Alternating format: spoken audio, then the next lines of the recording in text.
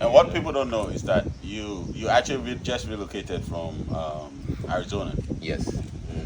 But what made everybody's trying to go to the West? Everybody's trying to travel to overseas. I want to go to America. I want to go. What made you? And you're Nigerian by roots, Yes. right? But you're in Ghana now. So what made you go through that transition? Decide that, you know what, I'm done with the West. I'm selling everything off. I'm coming down to the continent, to the motherland. Yeah, it's all about history, you know. Once you get to find the real history and you know who you are, then you know that Africans have been played to think going to the West is everything. You know, we've just been played to think once you get to the West, then all your problems are solved, you escape, you know. And you get to find out that you making that decision is not you thinking for yourself. Someone made that decision for you to think going to the West will solve all your problems. Wow, that's deep. I'm telling you, you think you're making the decision yourself, but you don't know that it's actually someone that programmed you to make that decision. So once you get to study your history and you know where you're coming from, you know who your people are, you know the amount of royalty in your background, you do everything possible to connect back again and get all that royalty, get your greatness back. You know? So that's why to me, once I found that history and got to know who we are, it was an easy decision to transition and come back. So you were in the West for how many years? I did 12 years, 8 months there. Wow, so you were there 12 years, 8 months. Yeah. And you've been to Ghana for like 2 months now? Yeah, 2 months. Yeah. And comparing the technological advancements and high society and structures and systems and ways that would help make livelihood easier in the West to Ghana or Africa, where nobody cares about you. If you're broke, you die. There's no system, there's no welfare, there's no government checks, there's none of that. You just have to come and survive by yourself, bring something. Judging between these two concepts, do you wish you didn't make this decision to come to the continent? You see, this is who we are. You know, the West, they built what they have for themselves to make themselves comfortable and all that. Yes, we're not there yet, we don't have all the amenities, you know, but I still feel those things are the tools that keeps you comfortable. And I keep saying, if you're too comfortable, you're not growing, you know. So coming out here and seeing the difference with everything, this is the best decision ever, you know. The things I've experienced. The best decision is come and live in the village. So come and live in the village. I'm telling you, because now you have the opportunity to build and to create how you want it to be. You see, now we can structure our own technology way better than what they have. Yes, it's going to take a little time, but we're doing it, you know. So it's not like someone already built it and then you go there and follow whatever system that they have. Now you have the opportunity to set the pace. You design it the way you want it designed. Infusing our spirituality in our technology. Marcus Garvey talked about the Black Star Line, where we use the ships to bring the diaspora and the slaves back home. And then he was sabotaged. He couldn't fulfill his plan. But we are here. But do you think we can fulfill it? Absolutely. I know they said Chance the Rapper and Big Mesa and the squad are doing that. That's why they have the Black Star concert. So, do you think we can use the shrine, we can use spirituality to bring our people? No doubt. If whatever they're doing is not rooted in spirituality, I don't think it will work. So you think Marcus Garvey failed because he wasn't rooted in spirituality? That part, so. Because with spirituality, you get to find out the people that are around you, the people who you're working with. It's not everybody that you go into something, that type of effort with. You know, with spirituality, you get to find out those that are around you that will help you succeed. You know, so I like Chance the Rapper, whatever it is that they're doing, if they tie to spirituality, then they'll be successful. Because I know they do the DNA placement, the DNA.com or something, which is telling them which part of African continent they are coming from. But what they are not understanding is that it's actually the diagnosis, the spiritual diagnosis, that would tell you which tribe, whether you have to connect to your father's house, or you have to connect to your mother's house, which place you have to connect to. So I think that's one thing that our people are not paying attention to. And that's why when it comes to spirituality, I think they feel, oh, it's a tradition, it's an archaic thing. But they don't know it's a tool that we can use to revive our roots, revive our tracks, revive our ways, knowing exactly where to connect to. The diagnosis will tell you, if I will tell you that your father is from Burkina, your father is from Congo, your mother is from this, your uncle is from this. If I will tell you that. But and it will tell you all the way to what generation you are connected to. And that's what the spirituality is. The spiritual diagnosis is beautiful, it's amazing. So I think everybody looking at what we are doing, they feel, oh, they're just going back to the roots. They don't get a bigger picture. It is. You know, that's where the Sankofa theory comes from. You study the past and use that to get to the future, you know. So what we're doing is all about knowing who you are. And AFA is the best system that can tell you. Yes, we have the ancestry.com, and you know, even a lot of people out there in the West are still talking about how that could be misleading. You know, you don't want to keep giving out your DNA, your swab and all that to a company. Well, you got to wonder, what are they doing? What database are they using? Where are they storing these products in? Who gets it? Who are they selling it to at the end of the day? But with AFA, there's nothing like that, you know, and you get to get the specifics. And you've been here 2 months. 2 months in Ghana, in Oyamikesikro. You're now an Osofo. You're initiated into an Osofo. You have Yebla she around your neck. You have all the tools. What is this? We have Mame on your wrist. What is the experience like? How? When you came? 2 months you've been here, the places you've gone. What is the experience so far? I can't explain it. It's all new, you know. Like you finding yourself again. The experiences have been short of words, you know, from the festival down to, you know, every day is something new. Every day is something, you know, that I've never seen before, that I'm experiencing. Yes, I know sometimes you're online, you do some of these things online, but there's no difference with you being on ground. That's the point. So you were online with me for 3 years, right? Yes. So you've been online, you've participated in all the rituals I've been doing for 3 years. You coming to the shrine, what's the difference? Yeah, man, you can't compare it. You know, you've been there in the presence of the energies, you know, witnessing it for yourself firsthand. It does something to you, does something to your pride, does something to you as a person. You begin to appreciate what we have. You begin to appreciate our ancestors, our fathers, what they did. You begin to appreciate our history, you know. Begin to appreciate the gods for who they are, and ensuring that we are coming back to knowing ourselves again. So I don't take it for granted at all. You know, I wish everyone we want to come down and experience, you know, what I've experienced. And you've gone to the GA. Absolutely. That's if you guys don't remember the video where he went, I'm gonna naked for the street too. My brother almost went naked. He said, I'm gonna naked. I address the world. I don't come. Address the world. Now the grace. Now no happy. I got naked for the street. Enough for naked. Oh, many people know. Now the grace. Then the craze. Eh? Now take our history away.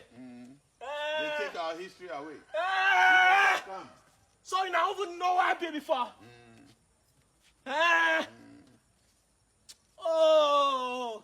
I never show you now anything, no. You not show them anything. I never said that thing they went for me back come before. Oh. I just see everything. You see everything. But people thought you're going mad.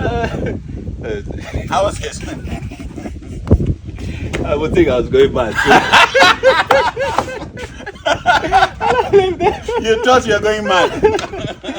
Man, that was another one, you know, because you see in the West we have what, ayahuasca, we have some people do iboga, some people use the toad skin, and all of that. Yeah, there's a lot, you know, the conscious community, I know they have. That's what they do in the West. Yeah. Like when you came to take the herbs from our fathers, the food, the GAA, what was the experience? Like everything started in Africa, you know. We had all this and they copied from us and they used it. The GAA experience is an experience every person needs to go through, you know, because now you get to find out who you are.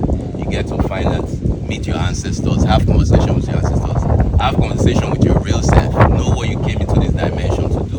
We'll talk about knowing ourselves. The GAA experience is going to give you that rebirth where you get to know yourself, you know. Like I went through that experience. And you thought you're going mad. I don't want us to even talk about the things you saw and the things that are about to happen and who you really are. And this is your first trip because you go again. And so you can't explain it. I mean, that's each individual is unique. So unique individual, unique experience. But again, it's something everybody needs to go through. Get to know yourself, get to know why you're here, and live your best life, as we say. So finally, what would you say to your family in Nigeria? We have a lot of Nigerian followers. I see you guys. I totally appreciate you guys. Everybody following us from Nigeria, and also lately Kenya and South Africa. I love you guys. And I think I've seen Cameroon too. I've had a few messages from Togo. I've had a few messages from Namibia, from Mozambique. Yeah, these are the few places that we have a lot. Ivory Coast, and where this place, Uganda as well. So these are a few places. The rest I might not remember. But thank you guys for following me. Nigerian is too much love for Nigeria, and I have a lot of messages. When I come to Nigeria, we should have something in Nigeria. We'll definitely have something in Nigeria soon. But what would you say to our brothers, those in Nigeria, those in the West? We have a lot of following from the West, from the UK, Netherlands, Spain, Germany. We have a lot of following from Germany. We have a lot of following from the US, Yes. from Canada, from Japan. Lately, and we had Indonesia for a while. Yes, what would you say to them, those in the West? Hey, Finally, we're one people. We're one people, and we get to see that these artificial borders were created to kind of separate us. What we're doing here in Ghana is the same. It's for everyone. It's for every African. Every African in the diaspora, wherever you are, this is home. This is home. Come home, get to experience who you are, get to know your history, get to connect to your ancestors. We have the Ancestors Shrine where you can connect literally with all your ancestors, wherever it is that they are in the whole world, in Africa, in diaspora. What I want to say is come home, come and experience, get to know who you are, and begin to live your best life. Thank you. So for good event. and just for you guys for information, he's initiated. He's an Osofo. He's been with me for 4 years, so it's not like he just came to Ghana and is initiated. No, we've been on this journey together for a long time, and the entire 4 years he was one of the most committed students, constantly asking questions, practicing, not just asking questions, practicing. He had his mommy experience. I remember we did a ritual, and I told you you're going to see your mommy online. And the mommy came to visit him, right? Absolutely. I'm not making it up. And told him things to do and all of that. So he's a practicing student online, and he's now with us. He's an Osofo. So if I don't call you for the diagnosis, he's definitely going to call you for the diagnosis. And I'm telling you, no matter how long you experience this online, there's nothing compared to being in the shrine on the ground. And he said it himself. And the GAA experience is something else, because before the GAA, we take you to the spiritual diagnosis. And we've been doing spiritual diagnosis for over a year now, and over a year or 2 years. 2 years now. Okay, I'm just being prompted. I didn't even know. We've been doing spiritual diagnosis for 2 years now. The terminology spiritual diagnosis, we know where it's coming from. Don't play around. Because it was an intelligence that the energies gave it to us, and we said, you know what, just as Mekra, just as Krada, just as GAA, all the names that we bring out, all the directives, these are directions with instructions. So before we say a name, we've already done the behind the scenes rituals to cement the utterance and the directives that the energies are giving. So 2 years straight, we've had a few bad reports. People call in and say, "Oh, you guys are fraud. You're taking our money." And people also try to fraud us at the same time. They call us and they want to take our money. Can you imagine? You are calling a spiritual house, they want to take your money. You pretend, "Oh, we sent you money." You haven't. When you tell them, bring evidence that you made payment, they never show anything. Right? So we had a case in the UK where people went to report us in the UK that we are fraud. Right, and they blocked us from ever receiving any money from UK for a long time, right? But you see, people don't have patience. You are coming to me for your spiritual works, but you don't have patience. You understand? And I don't work alone. I work with a lot of powerful Amagashis and Mamishis and double calls, powerful group, right? Of doctors and nurses, and we it's a full team, right? So we have patience. We'll definitely get to you, but I'm glad you made it to Ghana, brother. And now you have your. Those of you who want these details, you have it later. Yeah. we had to, we did something. We had to protect ourselves. We need protection. And this level of protection is something that will blow your mind. The things that went in, you see, and if they say they have teeth, your teeth is not stronger than the hippo. I'm telling you. You understand? The hippo will crush you. No matter how strong you think your teeth is, the hippo, who is a vegetarian, who don't eat meat like us, will crush you. You understand? So this is a powerful protection, but it also does something else. The original engineering was to use it for one particular thing, and we were like, what's the sense in it to have all the money in the world and not be protected? So we had to infuse and inject the protection into it. So this is a powerful energy. It's an energy on its own, but you don't need to pour libation, nothing to it. You just put it there. One day we'll talk about it. But my brother, thank you for coming. And now he greets the spiritual way. Let me show you. He greets the spiritual way. Yes, that shows that he's initiated. I love you guys. Mikra to the world. You don't understand what Mikra is all about. When you think you figure this out, you have no idea what we're doing. Just patient. Have patience, okay? And you get to understand what really Mikra is all about. Love you. I'll see you at the shrine on Friday. Through to Monday morning. Love you guys. Voices of this kingdom, generations rising. Never knew this the love that I need. Life would always bring me down to my knees. The devil's always showing up, is what they say.